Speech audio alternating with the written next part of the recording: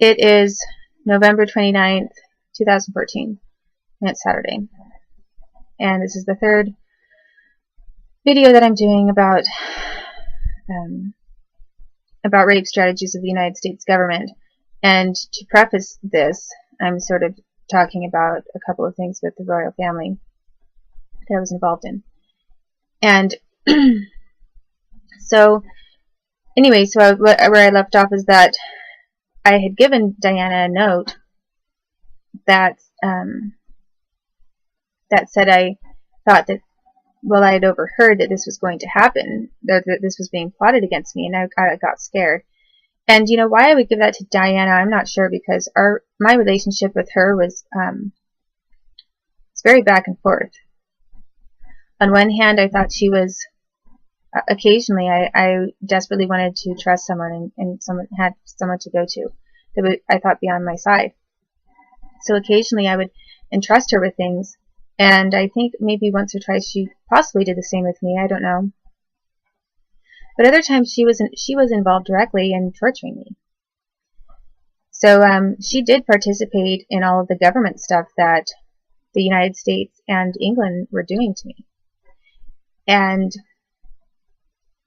I think that it's true she was also pressured, and she had other things that she had to deal with herself, because I saw some of that. But I've always been confused about how much of a devil she is, or was. And that is also another reason why I think that it's possible she's still alive, because the government can fake anything. You know, they can get their cameras to shut down and stage huge accident and whisk someone away in an ambulance that then gets sent, where she then gets transported off to some hiding location. And they can get lots of people, including forensic and doctors and others, to lie as well if they want to hide her. Including Charles, if he thinks it works in his best interest to have people disappear and not talk about certain things, or be, you know, talking, then that's a possibility. But I've never, as I said, I just have never been clear or certain about her true feelings for me, because very often she seemed to hate me. And then other times, she seemed to be hiding a slight sympathy for me. And so, which it was, and if she ever changed her mind at some point, I can't be sure. You know, I'm not going to be the one to say Diana was on my side. I'm not going to say that. And I'm not going to be the one to say Diana hated my guts. Although, you know, sometimes it really seemed like it.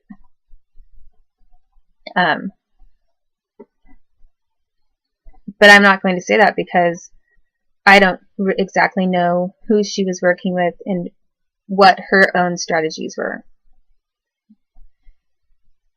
And all I do know is that she did take that note that I gave her, and she put it in this drawer. It was a side desk, like a side,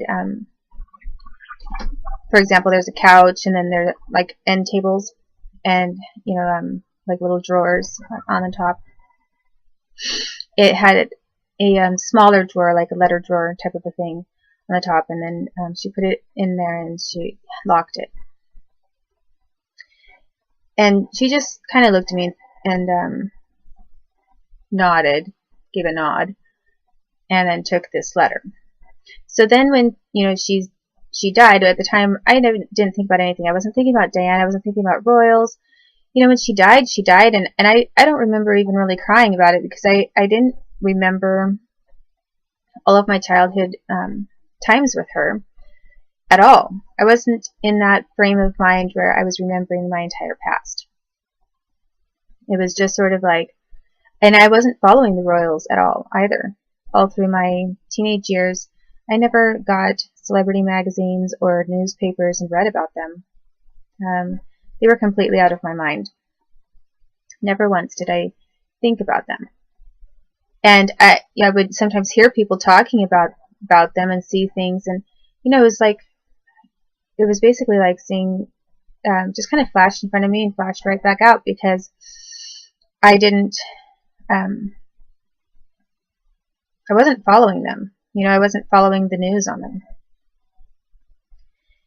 So when she died, I don't remember that I even cried. I mean, I was sort of just unmoved, because I wasn't recognizing it at all, or even I wasn't even in shock or thinking about certain things. Although at one point I did think about, came to mind one time, how someone in the United States, possibly, or she was in the United States, I don't know which one it was, but someone said that she was worried her son was going to kill her because she didn't like his girlfriend. I remember that came to mind briefly one time. And then I didn't process that thought or think about everything else that went with that and my whole background and history with her, and it kind of just got dropped off there.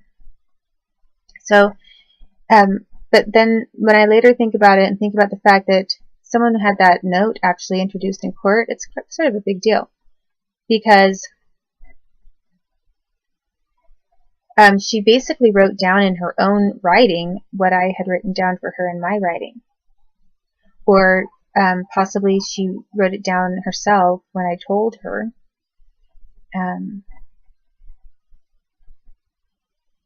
What I remember is that I gave her a note myself. I had a handwritten note that I gave to her. So she could have written it down herself as well, and then put it in a drawer. And I do remember her writing something at a time before she put something in a drawer. So whatever that was, I'm not sure. But it wasn't something that was in a journal. It was not written in her journal. It was a small piece of paper, and it was folded in half, and it was just like a note sheet that it was written on. So anyway, what that means, and why that came up in the trial, I'm not sure. But needless to say, I was over there, and I remember her family. It was either her family or people pretending to be her, that I kind of thought that it was her. And it was in a garage. There was an old car. And I was getting trained even by people in England to do this brake failure thing. So if that was really Diana and her dad that I remember correctly, also being involved in training me on how to drive a car. Although I remember more being taught how to drive a car by them than I do remember being told to mix up the brakes with the gas. It possibly makes it even more confusing as to why that note came out in court later. I'm not sure what the motive was. But anyway, so she married, Charles, and I knew her before, and I knew him before they ever got married. And I was being trafficked over there, when I was very little, baby, I was baby. And so, Charles was doing some of these things, and Diana knew about it at some point. I think she always knew, but at some point I even told her. So she did know about some of it. What she really thought, I don't know. And people knew things about Diana that other people didn't know too. So then,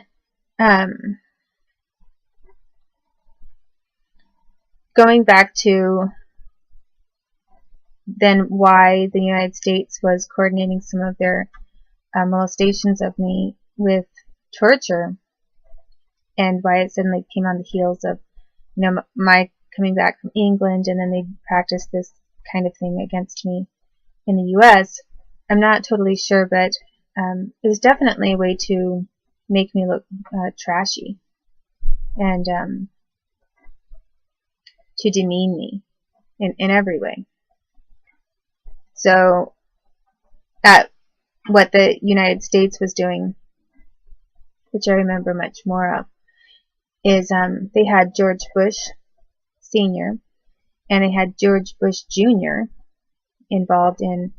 I was taken to their ranch. I think it's the Crawford Ranch or something, or the David Ranch. There may have been a Crawford Ranch and a David Ranch that I went to. For some reason, Crawford was had something to do with a ranch. And they were, with them, I was a little bit older. I was like wearing flannel nightgowns and walking and going to my bed and getting out on my own and that kind of thing. It was probably like around 7 or 8 or 9. And they were showing up in my bedroom and then trying to rape me or molest me. And then they'd pull out a knife and they'd cut me, usually on the stomach. And then I'd have like a small amount of blood on my stomach because they just cut me with a knife, and then they'd conceal it by when it was healing with ointments and different things. They didn't cut me really deep usually, but they concealed it. And I had several cuts made to my belly button, and other times it was just close to my belly button. And they were also kissing me. And in that situation, it wasn't just getting cut on the stomach and having them lie on top of me and put their weight on me, their body weight on me. They were kissing me, and if I tried to refuse, occasionally, and if I tried to refuse that, that's when they'd attack me. The other things, the other individual who cut me when I was even younger, maybe around age 3 or 4 or 5, like a little kid. So when that started, that was also something that started when I was very little. Is what I remember is that it was my Uncle Valentin, Laughlin Guzman, my mother's sister's husband, that he did that as well. And it's possible that he did that along with someone else from Wenatchee who did that, because I also vaguely remember that there was someone else who did the same thing, and it could have been that they asked Valentin to get involved and do it as a cover, so I remember Valentin and not the other guy. But there were a couple of other individuals that would lie on top of me when I was very young, 3 or 4, and put their full weight on me, and if I tried to push them off or resist, I got cut with a knife. And that's what they were teaching with that. They put leg pressure on me or body pressure on me, and I tried to fight them off. I'd get cut, and then sometimes worse, beat up, or they'd threaten to kill me. And they always said, they never did kill me, but they just did this torture repeatedly. But they always said, one of these times you could get killed. So they always made it a constant threat that, even though your life was spared this time, that doesn't mean that it's going to get spared next time. So you better do what we ask you to do. We're letting you off easy by torturing you. That kind of thing. And so there was always a very real death threat involved, because when you're a kid and you understand, okay, they're willing to hurt me this badly, and this many people are involved, and they're hurting me this much. If they're going to do that, the next step in rational thought is, yeah, they're capable of killing me. Yeah, someone could kill me, definitely, and I don't know which person it would be. So they used that as a constant threat to enable themselves to rape me. And